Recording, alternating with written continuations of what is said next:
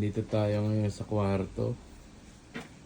At kukunin natin yung mga hindi na natin nasusuot na damit.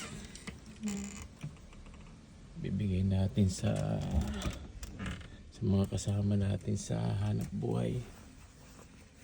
Ito yung mga sinusuot natin pang preaching. Ayan. Pero madami kasi dito. Tawag dito. Marami dito hindi na nasusuot. Sayang naman. Sana. Kaya nito. Ito siguro pwede. Uniqlo. Hindi, wag to. Wag yan. Sorry. Ito.